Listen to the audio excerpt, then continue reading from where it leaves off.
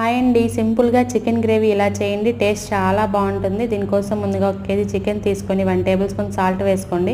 And అలాగే 1 table spoon పసుపు, 2 table spoon కారం వేసుకోండి.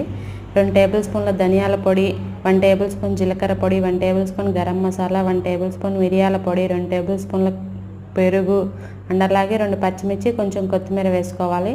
హాఫ్ లెమన్ స్క్వీజ్ చేసుకొని వేసుకోవాలి. అండ్ అలాగే 1 టేబుల్ స్పూన్ అల్లం వెల్లుల్లి పేస్ట్ వేసుకొని మిక్స్ చేసుకోవాలి. కట్ చేసుకుని ఒక ఆనియన్ వేసుకొని మిక్స్ చేసుకొని 30 మినిట్స్ రెస్ట్ ఇవ్వాలి.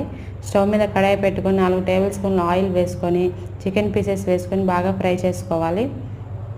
మూత పెట్టుకొని 5 నిమిషాలు హై ఫ్లేమ్లో ఉడికించుకోవాలి. దీనిలోకి చికెన్ పీసెస్లో ఉన్న వాటర్ సరిపోతుందండి.